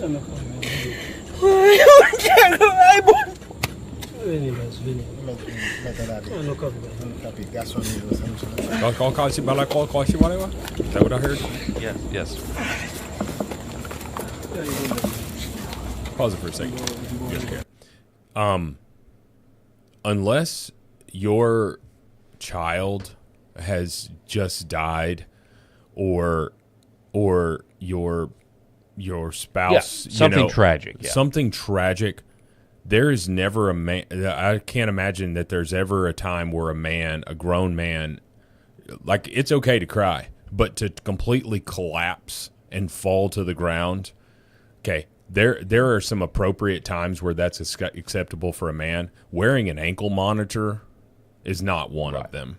Okay, this is all performative for the cameras. I think you're right. I do think that. And, I'm sure he's legitimately upset. But. Well, I think you're right. And there was some of the woke Christian publications when Trump got put in office the first time literally put out emails to their supporters and followers saying, hey, we're looking for immigrants who are being deported, and we want sympathetic footage and everything else. Yeah. So, yeah, very easily. But, okay, let's take it for what it's worth. And I want to watch the rest of the video to get the full context. But let's assume that the ankle monitor represents the fact you're going back to Haiti, sir. Mm-hmm. That's what, and so you're going back to Haiti. Well, Haiti is a very dangerous place. It's a very dirty place. It's one of the places where Trump called them crap hole countries. And you can get, there's disease in Haiti. There's not prosperity in Haiti. Mm-hmm. And that's true. And these Haitians are going to go back. They're going to go back to their country, and they're going to stop making Ohio a dirtier place. There's not. Yeah. I mean, look, it was confirmed that the whole pet eating thing was a real thing. Legitimately, it was literally the city council meeting. We're hearing complaints from the residents. It was happening, and that's just one of the things where when you take the third world and you put it in the first world, you're going to have these. You're going to have communities not only look different, obviously, but the values are different. We're not the same when it comes to, different nations. We think differently. We have different ideas. We have different customs, and so. Go ahead. No, I'm sorry. Well, I was just going to say, and that's why not everybody deserves the right to be here. Exactly. Okay, because. if you're not going to come like the Italians and the Irish and all of them who came, they brought part of their culture, but they assimilated. They landed at Ellis Island, and they assimilated into this country. You have these people that are coming out here, and I remember I took a history of law class when I was in college, and we talked about an actual Supreme Court case where this person was sacrificing live animals on their front lawn. Oh my gosh! And they were arrested for for what's it called where you abuse an animal? Animal cruelty. Animal cruelty, all that stuff.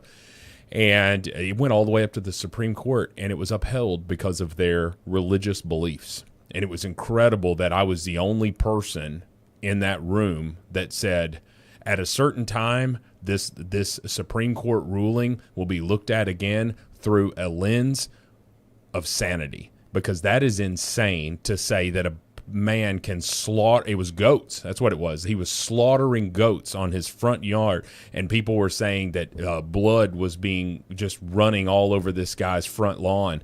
Can you imagine the horrific scene for children living in there? Yeah. And so that's what Ohio residents, I'm not saying that they were all doing that now, but that's what Ohio has been frustrated with, is just that this entire culture came and they're not assimilating into American culture. It's because the whole program behind it is not designed to get them to assimilate. Yeah. They don't want that.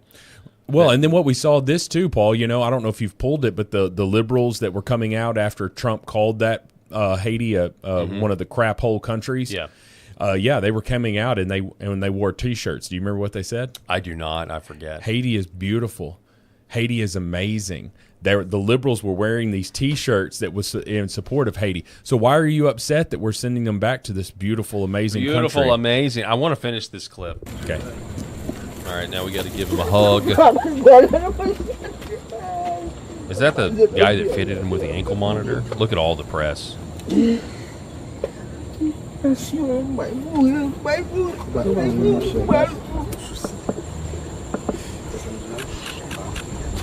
Somebody ask him a question.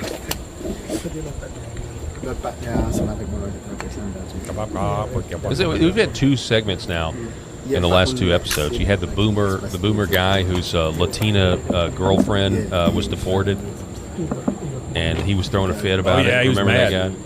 How could they do this? I loved Tiffany or Jasmine. They just took Jasmine away from me. And now we've got this.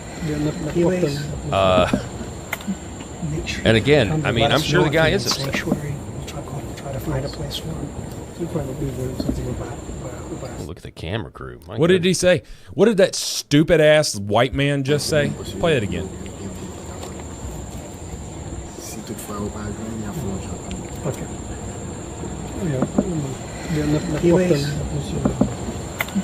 Make sure to tell him to let us know if he needs sanctuary. We'll try to find a place for him.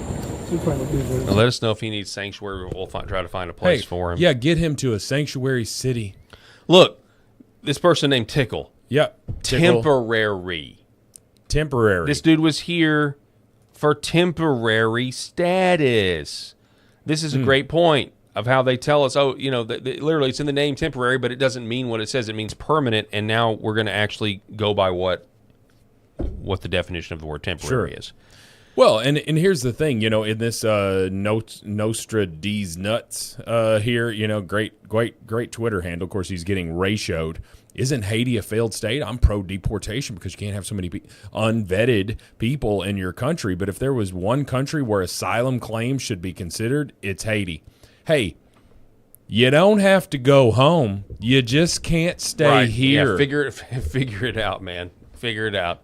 And it's not we cannot solve the world's problems. Exactly. When our own country is, we got other stuff to worry about, right? We got other stuff. We got white women just being hit on the street for being white. We got a lot of problems to solve, and we just can't. We can't do this anymore. And I want to do this. I want to say this. I want to remind everybody. Now, this is an old statistic. I believe it was 2015, but I can't imagine it's any better. 1 out of 6 children. I'm sorry, 1 out of 5 children, 1 out of 6 adults go to bed hungry every night here in the United States. American citizens. for the most part, as much as I know. I don't know where the stat came from. Could be 50 million illegals. I mean, that could be, but yes, it could be. But I struggle to do that with all the government funds. There are Americans for sure that are not that are not getting near as much welfare as illegals are. I think that's true. You want to talk about a country with some ridiculous policies that are affecting our own. Look at a couple who have some children and they're working and they can't get any sort of government assistance whatsoever because they make too much money. When you have these people who refuse to work, and I am much more willing to give taxpayer dollars to people who are also paying taxes, okay? And I mean, what if you got a single mom and you got somebody she just marries the wrong guy and he's just leaves her with these kids? She's going to need some help. I'm willing to help those people, but I'm not willing to help somebody from Haiti or the Sudan or all of these foreign countries that want to come here. I'm willing to help my own United States citizens. Yeah. Okay? That's what I think that we should do. Those who are willing to help themselves, people that refuse to work and sit home, I'm not trying to help and you. That's the problem. These immigration programs, whether it's the Haitians, whether it's the Somalians or whatever, the whole grift, because we feel guilty about a third worlder not being mentally competent enough to run their own business. Sure. We give them a business that's fake. We give them fake daycares. We give them fake hospice cares. Funneling. And then let them sit at home and make babies and sit at home with their families all day. I'd sure love to sit at home with my family all day. You know, I'd love to just... Sure, be great. You know, but that's what we're doing. We're giving these people generational wealth while average Americans, it's completely are paying insane. for it. It's completely insane. You're paying for it. You think about the guy that's going to work in a factory today that is burning his ass up because there's no air conditioning in there because it's a steel mill or something like that, and he's sweating just to put food on the table for his wife and kids. And that guy's paying taxes that are leaving in suitcases full from these Somalians running these fraud schemes. Or worse, when we saw, not worse, but another thing, what we saw during the 4 years of the Biden administration with the fraud that is absolute fraud known as the CB1 app, where people were being flown in, staying in luxury 5-star hotels in New York City, being given $4,500 a month, 3 squares a day, living in a luxury hotel, and they were bitching about the food, Paul. You remember that? I do, yeah. They were saying this food is not that great. You're getting 3 meals a day right now, and you've got children. You've got children where school districts, I used to be a public school teacher in a poor school district, and they would send home backpacks on the weekends for those children, American citizen children. They would send backpacks home with them with food in them because these kids were leaving on Friday and not having anything else to eat until they came back to school on Monday. That kind of thing was happening, but yet we're giving $4,000-$5,000 to this Central American person who was flown over here, and they said that they were, running from the terrorist organizations in their own country and claiming asylum, which we all know is BS. They're coming in because it's free. Hey, we're getting all that money. Why the hell wouldn't I come on in here and get all that money? That's what I would imagine. What's funny is if they talked like that, we'd probably be like, hey, come on in. Y'all are welcome. Listen, that's what they're saying in their own language and accent. I'm just giving you this Arkansas impression the equivalent of it. Of it. The equivalent and so if you're stupid enough to give them the money, don't be shocked when they take it. Mm-hmm. And right now, we've got... Dude, there are so many elementary school teachers right now who are bringing an extra snack to school because they know that at least one child in their school hasn't eaten. Mm-hmm. They know that these children are hungry in our own public schools, and we're wanting to send plane loads of cash out and just let everybody the hell in. Just come in. Everybody can come into this country, and we're going to give you money. But the people who were born here, the legal United States citizens, these children going to school, and that's the only meals that they're getting. What happens to them in the summertime? They come back and they're 20 pounds underweight because they haven't eaten all summer. The kids can't feed themselves. There's not much they can do if you're a freaking 6-year-old. You know, what are you supposed to be able to do? And we're feeding the rest of the world. Oh gosh, we can't send him back to Haiti. Look at all of that. How about we feed the children here in the United States? And I want to keep beating that drum because I experienced it personally. I grew up in extreme poverty and I pulled myself out of it. But there were people around helping. There were churches, there were food pantries, there were people around that would help. We were homeless for a little while when I was a kid, okay? And I pulled myself up from that and I because of the American dream, but I had the right to do it because I was a United States citizen and I was refusing to sit home and not work and just live off the government. I said I'm going to make a better life for myself, and I did it, okay? But the whole world can't come here and do that. If everybody came here and did that, we wouldn't have a country. And we're getting dangerously close to losing that country now. Had Trump not been reelected in 2024, my God, Paul, can you imagine what this country would be? Yeah. What kind of shape would we be in right now if Kamala Harris was president? Yeah, I honestly think these the illegals would actually be given citizenship for military service. Oh, yeah. I believe they were going to use the military to get people like you and me to comply with whatever their demands are, and then they were going to promise citizenship to illegals if they served in the military for a certain amount of time. They were going to make their own stormtroopers. I really believe that. By the way, you're going to say no. You can't join the military. You couldn't come in. You couldn't do that. You couldn't do that. Hell, there was a guy that was found out to be an illegal immigrant that overstayed his visa in the late 90s. Guess what he was?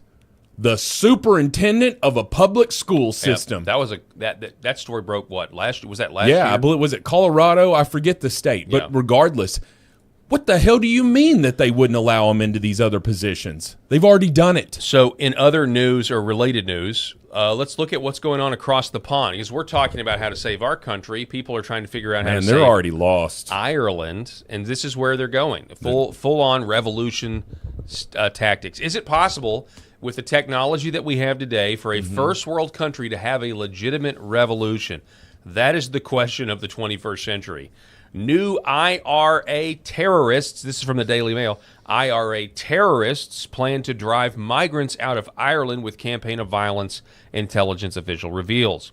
Republican terrorists are plotting a campaign of violence to force migrants out of Ireland, intelligence officials have told the Daily Mail. The plan by the New IRA, the successor organization of the real IRA, comes in the wake of the disturbances on the streets of Northern Ireland in June following the stabbing of Stephen Ogilvy, allegedly by Hadi Alodid, a 30-year-old Sudanese asylum seeker. Security sources say that the dissident Republicans, who continue to fight for a united Ireland, are feeding off local community tensions on both sides of the border over a spike in cases of harassment, sexual assault, and violence, which has been blamed on migrants. It's because the migrants are doing the sexual assaulting and the violence, by the way. They're a raping culture.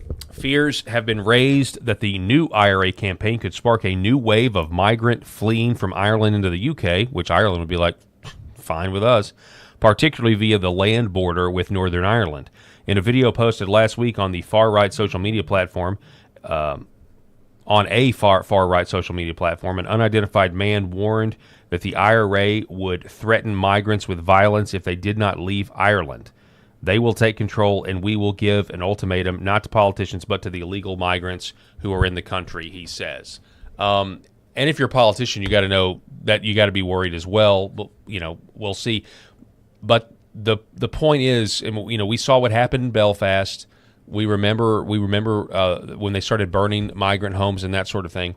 Historically speaking, when you have been, just because it's been signed and minuted by your politicians that have sold the people out and you've let them in legally, doesn't really matter if they came in legally or they came in illegally. The bottom line is history is pretty clear. If you've got a migrant invasion and you want to reverse that migrant invasion, there's only so many options on the table.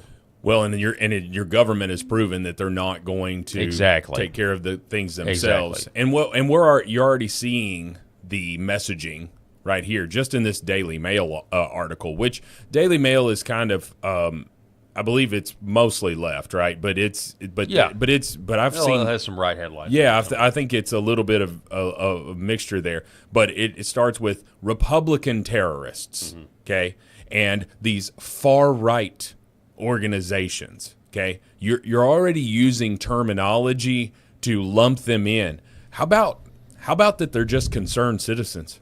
How about that they're dads that are charged with protection of their family and they're just sick of seeing this crap? And they're saying, you know what? The scales have now tipped. This equation now is different. If I do nothing, I as a dad am now willing to risk being killed by standing up or being imprisoned by standing up, thereby abandoning my family, which no dad wants to abandon their family. I'm now willing to risk that because doing nothing is the greater risk, greater terror.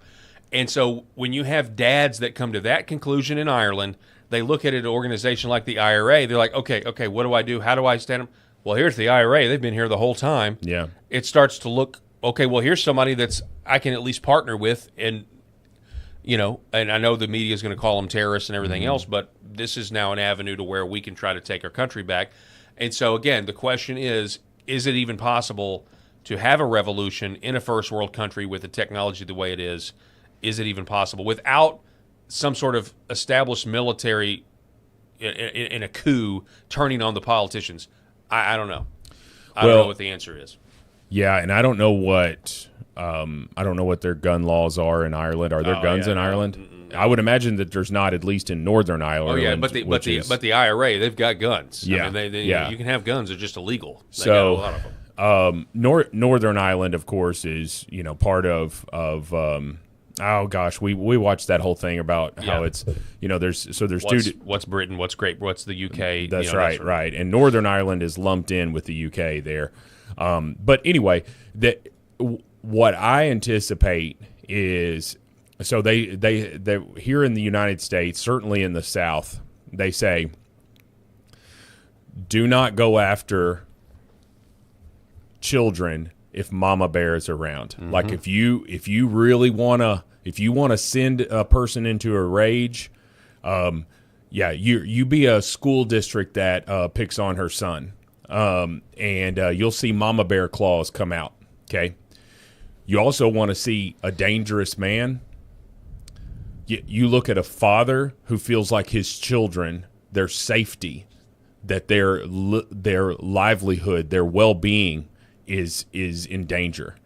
That's when you're going to see a tiger come out, and that there is nothing more unhinged than a father trying to protect his children or a mother trying to protect her children. And I think what you're seeing here is these individuals living in Ireland and even parts of the United States, okay, that are seeing a rape culture come in, a culture of violence, a culture of non-assimilation, that they are coming into their communities, and they are left with two options. Either move to another community, which honestly could just be delaying the inevitable. You're kicking the can down the road. Or you stand up and fight. Now, that looks different to different people. But if you stand up and fight, at least you can say, I did everything that I could to stop this. And you don't have anyone to blame at the end of the day. Well, you can blame your politicians, but I'm just saying you don't have to look at yourself in the mirror and feel like I could have done more. And we're not very far from seeing that here in the United States. Yeah. But it's obvious that Ireland has had enough, and the citizens are rising up, and I'm here for it. I love it. Yeah. It'll be very interesting to see what exactly happens. We got time for this segment too. Fourth Amendment funeral. Here we go.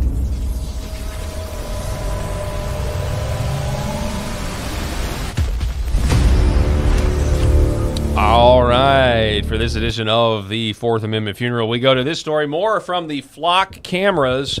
Over the weekend, police shut down I-94 and they boxed in a silver SUV. They held two people at gunpoint after flock cameras flagged the car as connected to a homicide, only that it wasn't, and the alert was outdated. Authorities forgot to remove it, and this was the scene. over a car they say was Brookfield police with guns drawn, pull over a car they say was flagged by flock cameras in connection to a homicide out of Milwaukee. Well, turns out this was all some sort of mishap with the flock camera systems. In fact, Brookfield police say they called Milwaukee police and MPD said they no longer needed the car or the people inside, so officers let them go. But you know, this has really become a point of contention, flock cameras as a whole, as more reports of misuse by law enforcement across the country arise. All right, so here's the deal. Here's the question of this segment's Fourth Amendment funeral. How long until these flock cameras get somebody killed? That could have very easily ended in a death. Honestly, one wrong move. One and wrong that person's move. Dead. Because they're already connected to a homicide. Yep. And so, yeah, I mean, There how is long? How long until Right. how the technology's so great? Yeah, it's not like they are connected to a jewelry theft. Okay, if they believe, oh my gosh, can you imagine if it was a homicide of another police officer, right? Yeah. Okay, and Milwaukee PD puts out this, all post bulletin of looking for a certain vehicle because this person has just shot and killed a cop. One slight wrong move. Yep. And that person is dead because of AI. Because of AI. Yeah. And, you know, there's also some reports out there that these, and I hadn't even considered this, but I should have considered this. I mean, we have all seen AI videos. We've all seen how, you know, the videos are, some of them are convincing. Some of them you can tell, but it's getting better and better and better. Sure. Well, I mean, who's to say? And I'm sorry, the idea that they're not evil people that would do this. We know our government's full of evil people. So you've got all this stored footage that can be faked. Yeah. I mean, at what point can you get in there and manipulate the footage that you're being recorded all the time to make it look like you've created a crime? I fully believe that this is. First of all, have you ever seen the movie Minority Report with Tom Cruise? Yes. Wasn't that the whole point? They literally faked a future memory that was going to happen to arrest Tom Cruise's character. Yep. That was the whole point, was to frame this guy. So some people were saying, hey, look, we're going to have flock cameras, but we just need to regulate them and make sure that you have a warrant and blah, blah, blah, blah, blah. No. I'm sorry. Right. No, I disagree. I mean, I definitely would rather take that than nothing, but I want the things banned. I want them gone. And in Cabot, Arkansas, by the way, has just canceled their flock cameras, and until they can be removed totally, they've covered them up with garbage bags. Wow. Because they are too faulty, and they just don't want their citizens to feel unsafe and to feel really at this point you feel spied upon. You know. Well, and this is a much less serious thing, but there was a woman, I watched a video, and she was in college, and her college professor gave her a 0 because her paper was sent through AI detection, and it was determined to be 93% AI. And then she went back and she provided the entire edit history of her paper, and then she had the actual rough draft that she wrote it out on LegalPad. She had all of that stuff, turned it in, still gave her a 0 because AI has said that it has detected that it's AI. So AI is detecting AI. Well, what if it's wrong? And it was in this case. This woman had the proof. She had every bit of her edit history showing that she had typed this thing out. And I know that there's some AI that can even mimic that, but in her case, she had a handwritten first draft and all of that stuff, which is what we used to do when we were kids, right? Before we typed anything up. Anyway, I'm not trying to digress other than to say that AI is fallible. It's absolutely fallible. We're seeing it right now. We talked about it a long time ago where the guy asked AI whether he should walk or drive to the car wash. And AI said, well, it's a nice day and it's less than a mile. I would take a walk. And finally, after questioning, keep backing AI into a corner, AI goes, oh, I get it now. Why would you go to the car wash without your car? Of course, you've got to drive there. And so AI is fallible. It's getting better, but until it does, we can't have these close call incidents where somebody almost loses their life because it's only a matter of time. Well, yeah, I mean, it's the same principle. I don't want artificial intelligence or I don't want our voting machines picking our leaders. Mm-hmm. I don't want machines to be police officers. Correct. How about that? You I remember don't that, want machines to be police officers. It's very similar to Minority Report, but do you remember Jean-Claude Van Damme in Time Cop? Time Cop? Time Cop. Yep. Yes. Time Cop. Yep. I wish Eric were here. One of the best time travel movies. It was actually ever really made. good. I know Van Damme is seen as a little cheesy or whatever, but Well, yeah, and he was very arrogant, full of himself. Sure. But that Time Cop is his best movie. Right, but what it was, if you're not familiar with that movie, is basically every time a crime was committed, John Vlad would go back in time and stop the person from committing that crime. Well, then he gets set up. Actually, no. Am I confusing that and Minority Report at the same time? The plot of Time Cop is that they are there to police people who are traveling through time for financial gain, basically. Oh, and so that is the plot. Well, then I think I'm confusing it with Minority Report as well. But anyway, he goes back in time on a mission to stop somebody from doing something. Oh yeah, and the guy that tries to jump out the window. Yeah. And he And they end up murdering his family or whatever. Yes. He's able to go back in time eventually on a mission, and he ends up being able to undo them murdering his wife. And it's a great movie, dude. Yeah, it's a great movie. Yeah.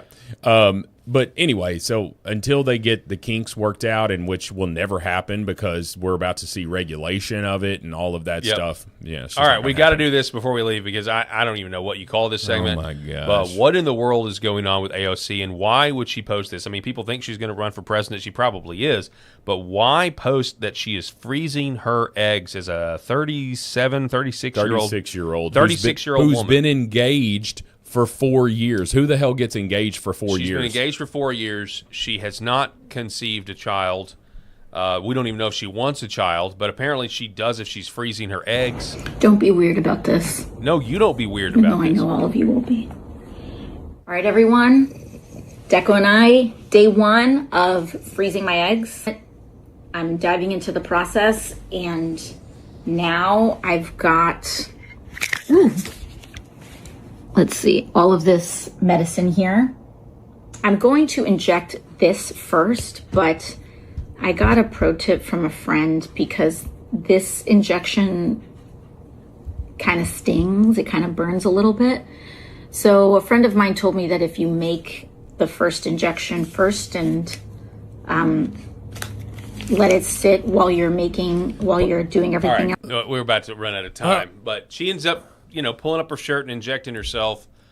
I just want to say two things. Number one, you don't have to post everything on the internet. I know. Why do people feel like this has nothing to do with politics? Why is she posting this on the internet? And number two, the only reason that she doesn't want to have a child right now, in my view, is that she's running for president. And she wants, Can't have at that point, be a 1 or 2 year old running around. Right. So feminism is actually the best form of birth control. There you go. Her career is more important. Now, honestly, I can't blame her if she felt like she had a legitimate shot. But why are you at this point in the first place? Because, you've been engaged for 4 years. That dude, he's got to be questioning some things. That's all the time that we have for today. Rob, I want you to know that my mom is watching, and she likes your grunt style shirt. Oh, thank you. She thinks your grunt style shirt is really good. It's a good one. It's a good one. Yeah. I want to give a shout out to our sponsors, Red Vive Health, New Horizon Real Estate, Gateway Sight and Sound, Pet Club 24/7, Sherrod Chiropractic. I want to remind everybody the Paul Harrell program is powered by the Healing Veterans Project. You see it on your screen there. That's all the time that we have for this show. We will see you tomorrow morning.